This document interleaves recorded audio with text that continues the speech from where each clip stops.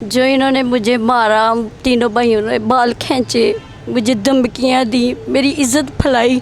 मुझे इंसाफ चाहिए। कभी पेट्रोल पंप में मुझे मुलाजम लेके, एक थानेदार होता था, 4-7 मुलाजम होते थे, वहाँ पे मुझे बता लेते थे। सारा सारा दिन मेरे पास बैठे रहते थे। हम कहते थे बातें करो हमारे साथ। मैं कहती थी मुझे औरतों में बैठाओ, मर्दों में मुझे मत बैठाओ। मेरी इन्होंने बहुत बेइज्जती की, मुझे थप्पड़ मारे इन्होंने डेरे पे। कभी किसी डेरे पे लेके जाते थे, कभी किसी डेरे पे लेके जाते थे, कभी किसी डेरे पे लेके जाते थे। इन्होंने मुझे बहुत बेइज्जती किया। मुझे इज्जत चाहिए, मेरी बेइज्जती की, मुझे इनको सजा मिलनी चाहिए। मेरे भाई मुझे बेपर्दा किया इन्होंने। अस्सलाम वालेकुम नाज़रीन, मैं आपका होस्ट राना नवीद और आप देख रहे हैं वॉइस ऑफ नेशन। मौजूद हैं इस टाइम लाहौर हाई कोर्ट में। और नाज़रीन, एक बहुत दिलखराश वाक़या जो है वो सामने से गुज़रा है और हमने कोशिश की कि हमें पता लगा है तो हम आप तक भी उसकी रसाई दें। और नाज़रीन, ये वाक़या सियालकोट का वाक़या है और मिसाल ये है कि करे कोई और भरे कोई। सेम इसी तरीके से हुआ है कि किया किसी और ने और भुगत कोई और रहा है। नाज़रीन, मुल्क के अंदर बहुत से ऐसे वाक़यात हो रहे हैं कि जो मंजर आम पर नहीं आ रहे, लेकिन जो आ रहे हैं मेरे ख़्याल में उनको तो हमें सपोर्ट करना बनता है। हमारे साथ ये बीबी मौजूद हैं, इनकी ज़बानी पूछते हैं कि क्या हुआ है, कैसे हुआ है और इस तमाम कहानी के असबाब क्या हैं। अस्सलाम वालेकुम। वालेकुम अस्सलाम। क्या नाम है आपका? शकीला शहबाज। शकीला बीबी, क्या वाक़या हुआ है? ये भाई मेरा बाहर था और भाभी इधर थी और इसकी सगी बहन ने अपना भाई सेट करवाया मेरी भाभी के साथ और मेरे तीनों भाई बाहर थे और हमें पता नहीं था। इसकी माँ भी इसके साथ मिली थी और इसकी बहन भी मिली थी कि तुम इसके साथ सेटिंग करो, और हमें पता नहीं चला। आस्ता आस्ता मेरे अब्बू को पता चल गया तो फिर इसका भाई जो है ना मेरी भाभी को लेके भाग गया। किसका भाई? ये साइमा का भाई, साइमा का भाई और नदीम का भाई। साइमा कौन है? साइमा नदीम की बहन है, इसने सेटिंग करवाई। और नदीम कौन है? नदीम इसका, ये साइमा और नदीम दोनों सगे भाई हैं। नदीम है कौन? ये कौन बंदा है? ये नदीम है, साइमा का भाई है, मेरी पुप्पो का बेटा है। अच्छा। तो इन्होंने अपने भाई को बोला कि इसके साथ सेटिंग करो, और वो भाभी मेरी को लेके, नदीम का छोटा भाई नशा करता था, पाउडर पीता था, वो सेट करके भाभी को लेके अपने घर भाग गया। फिर पकड़ के लेके आए हैं तो फिर आके फिर उसको लेके गया। 2-3 दफ़ा इसने ऐसे किया और मेरे अब्बू ने उसको छोड़ दिया, अपनी बहू को तलाक दे दी, तू उसके साथ ही निकाह कर ले। इन्होंने खुद भी नहीं रखी और आगे बेच दी। नहीं, आपके अब्बू ने तलाक क्यों दी? आप अपने बार बार भाग जाती है तो फ़ायदा क्या, बार बार पकड़ के लेके आते हैं, फिर चली जाती है। तू मेरे बेटे के साथ नहीं रहना, तो बेटे को बोला कि इसको फारिग कर दो, ये उसके साथ निकाह कर ले। तो इसको फारिग किया और इसने उसके साथ, ये इस लड़के ने निकाह भी नहीं किया, आगे बेच दिया। लड़की को ही बेच दिया? हाँ, लड़की को भी बेच दिया।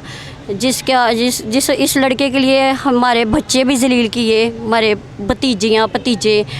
तो इसकी वजह से फिर हमें ये लड़ाई डल गई। मतलब 5 साल से ये ऐसे ही झगड़ा छोटा मोटा होता रहा। फिर वो बच्चे थे, कितने हैं, 4 भाई हैं, 1 बहन है। तो अब्बू बूढ़े हैं, तकरीबन 90 साल का मेरा अब्बू है। तो हम अपने अपने घर वाले हैं। अब्बू उनके कपड़े धोता था, रोटी बनाता था, मतलब कि सारे घर के काम करता था। छोटे छोटे बच्चे हैं।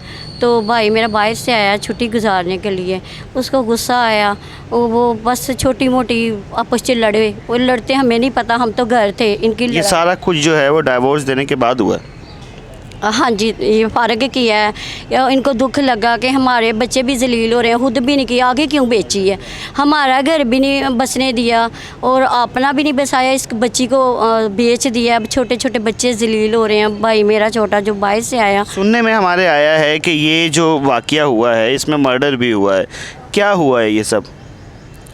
ये मर्डर लड़ाई जो बड़ी कह रही हूँ ना कि मसलन कि एक दूसरे लड़ाई बड़ी होगी गैरत की वजह से कि हमारी भाभी गैरत की वजह से ही हुई कि ये लड़का जान नहीं था छोड़ता, कभी हमारे अब्बू को मारने पड़ता था, कभी गालियाँ देता था, कभी पुप्पो गालियाँ देती थी।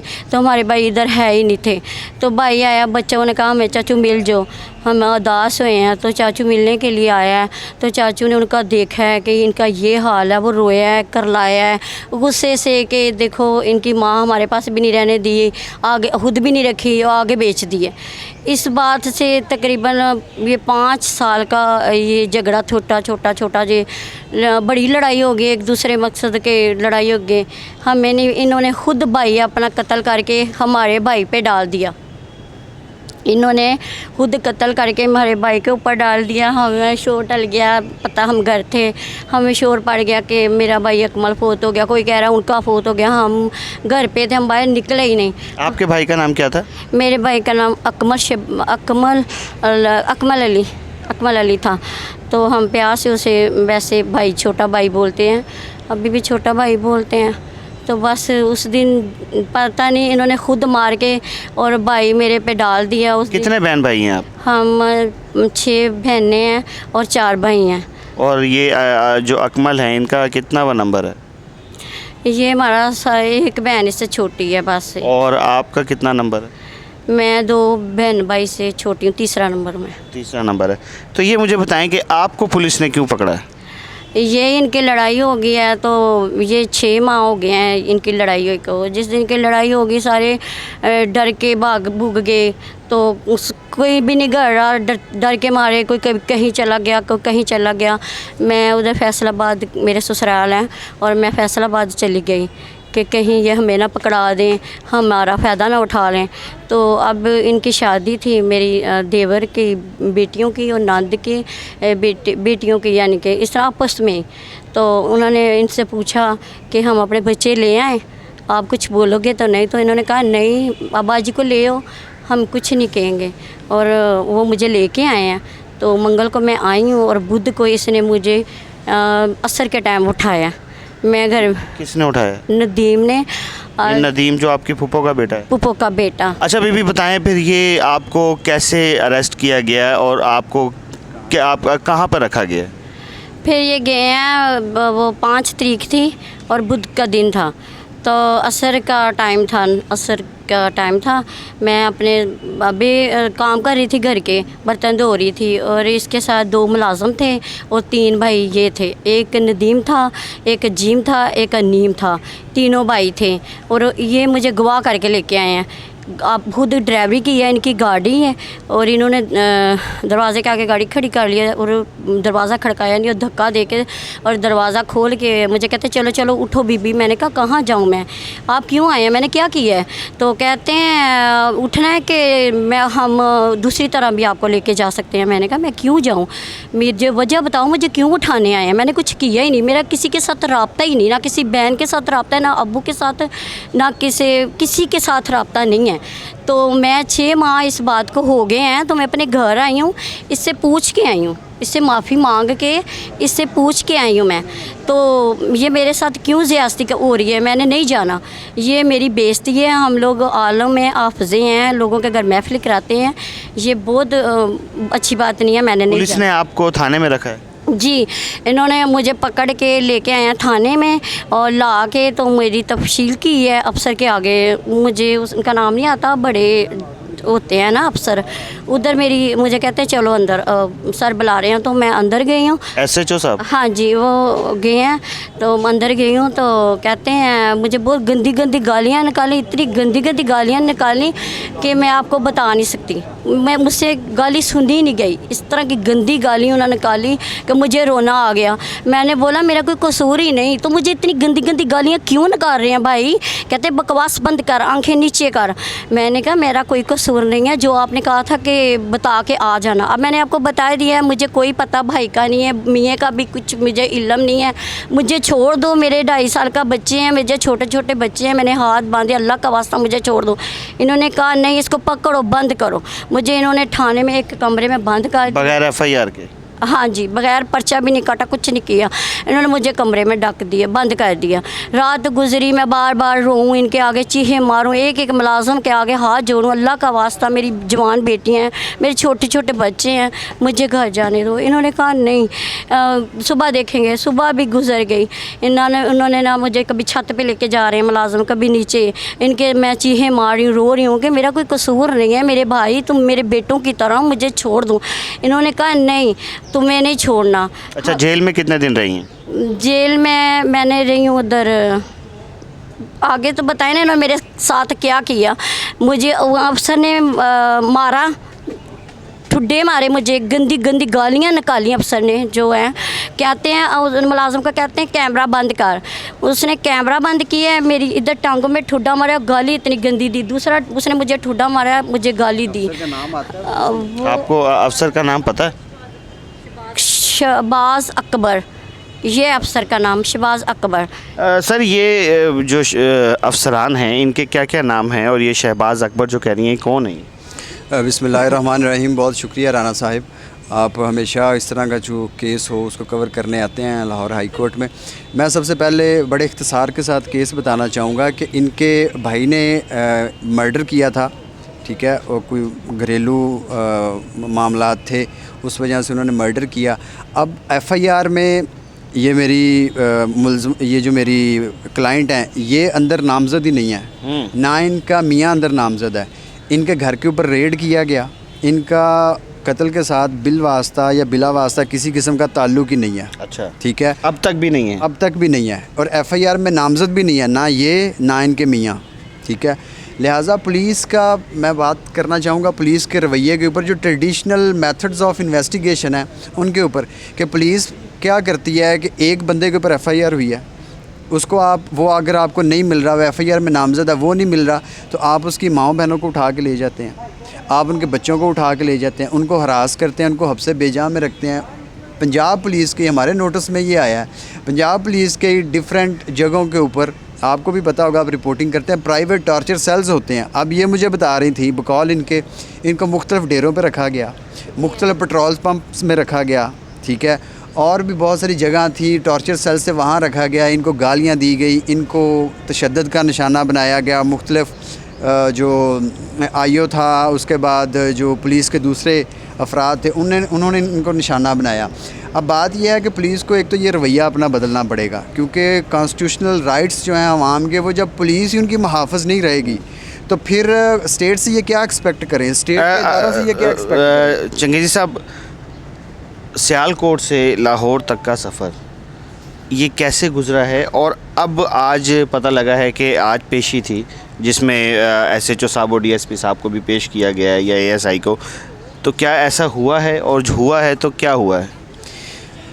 देखिए, मैंने तो कल इनके आंसू देखे हैं जब मैं इनको जेल से सियालकोट से निकलवा के लाया हूँ, तो मेरा तो दिल नहीं किया इन जैसे लोगों के नामों के साथ साहिब लगाया जाए, ठीक है, माजरत के साथ, इंसान होने के नाते। दूसरी बात यह है कि इनको उठाया गया घर से 5 तारीख को, ठीक है, 5 तारीख को इनको उठा के इनको मुख्तलिफ़ जगहों पर रखा गया, टॉर्चर किया गया। इनकी बेटी जो सऊदी अरब में थी, उनको वो आई हैं फ़ौरन। उसके बाद उनसे पुलिस क्लेम करती रही है कि आप हमें डिमांड करती रही है कि आप हमें 4 लाख रुपया दें, 3 लाख दें, 2 लाख दें, 1.5 लाख दें, लाख दें। बेचारों ने जब देखा है कि कुछ भी नहीं आ रहा, मतलब पंजाब पुलिस की ये सूरत हाल है, कुछ भी नहीं आ रहा, तो हाथ जोड़ के कहते हैं भाई और नहीं तो 10,000 ही दे दो। ठीक है, मतलब ये हमारा police, I am talking about police department, okay. तो उसके बाद इनको मेरे साथ रब्ता हुआ किसी अजीज़ के, मैंने कहा जी आपने पुलिस को पैसे नहीं देने, ठीक है, हम हेबियस में आ गए। अच्छा, 5 तारीख को इनको उठाया गया, इनके बच्चे के सामने इनको उठाया गया, वो बच्चा है वो भी आपको इसकी गवाही देगा। 5 तारीख को उठाया गया, कानून के मुताबिक 24 घंटे के अंदर अंदर जब आप किसी को उठाते हैं, 24 घंटे के अंदर अंदर मुतलका मजिस्ट्रेट के सामने आपको पेश करना पड़ता है, और उसकी जो गिरफ़्तारी है वो डालनी पड़ती है। उसके बाद जज साहब वो डिसाइड करते हैं कि इनको जुडिशल करना है या क्या करना है, ठीक है। लिहाजा इन्होंने 6 तारीख को उठाया, 14 तारीख को पेश किया। मुझे बताएं कि ये जो अंदर का गैप था 8 से 9 दिनों का, बीबी कहाँ रही है, कहाँ रही है, किस हाल में रही है, कोई अदारे मौजूद हैं जो इनसे पूछें? तो क्या आप लोग भी नहीं पूछेंगे? सर हमने तो पास बैठी हुई हैं ना, अल्लाह का शुक्र है ये काले कोट की वजह से बैठी हुई हैं या जजी साहिबान की वजह से बैठी हुई हैं। इस मुल्क में अगर अदालतें ना होती तो आप देखते कि यही अदारे अवाम का जो है ना वो चमड़ा किस तरह तो वो उतारते हैं। मजिस्ट्रेट भी तो आप लोगों में से ही है ना कि जिन्होंने स्टैंप लगाई थी और इनको जनाब इतने दिन ही भुगतना पड़ा। देखें जो छोटे शहर होते हैं उनमें मसले मसाइल कुछ और होते हैं। मसलन उधर मजिस्ट्रेट और ये देखिए जो मजिस्ट्रेट है वो 24/7 मजिस्ट्रेट है। आप वो रात को सोए भी हुए हैं तो आप उनके घर जाके कह सकते हैं कि सर ये केस आया है, इसके ऊपर ज़रा गिरफ़्तारी डाल दें या हम पेश कर रहे हैं या कोई और मसले मसाइल हैं उस वजह से पेश नहीं कर सके, वो तो ड्यूटी बाउंड है। ठीक है, अब ये हुआ है कि 7 तारीख को इन्होंने फ़ेक पर्चा इनके ऊपर दे दिया है 216 पाकिस्तान पिनल कोड का। उसके तहत ये होता है कि आपने किसी भगोड़े को अपने घर में पनाह दी है। अब इनका जो खामन था वो अपने घर में भी ना रहे, अब वो अपने घर में भी ना रहे, अब नामज़द है वो और अपने घर में भी ना रहे और पुलिस ने उसके इनके ऊपर पर्चा दे दिया है। बीबी ये बताएं कि क्या आप चाह रही हैं, क्या होना चाहिए, क्या इंसाफ के जो इदारे हैं उनसे क्या चाहती हैं आप? जो इन्होंने मुझे मारा, तीनों भाइयों ने बाल खींचे, मुझे धमकियाँ दी, मेरी इज़्ज़त फैलाई, मुझे इंसाफ चाहिए। कभी पेट्रोल पंप में मुझे मुलाजम लेके, एक थानेदार होता था, 4-7 मुलाजम होते थे, वहाँ पे मुझे बता लेते थे। सारा दिन मेरे पास बैठे रहते थे। हम कहते थे बातें करो हमारे साथ, मैं कहती थी मुझे औरतों में बैठाओ, मर्दों में मुझे मत बैठाओ। मेरी इन्होंने बहुत बेइज्जती की, मुझे थप्पड़ मारे इन्होंने डेरे पे, कभी किसी डेरे पे लेके जाते थे, कभी किसी डेरे पे लेके जाते, कभी किसी डेरे पे लेके जाते थे। इन्होंने मुझे बहुत बेइज्जत किया, मुझे इज्जत चाहिए, मेरी बेइज्जती की, मुझे इनको सजा मिलनी चाहिए। मेरे भाई मुझे बेपर्दा किया इन्होंने, मुझे बेकसूर इन्होंने इतने दिन रखा थाने में, कभी कहीं। नाज़रीन आप ये आंसू देख रहे हैं और मेरे ख़्याल में इन आंसुओं का जवाब भी आप लोग ही ले सकते हैं। आवाम में इतनी पावर होती है कि वो इन तमाम चीज़ों का हिसाब ले सकती है।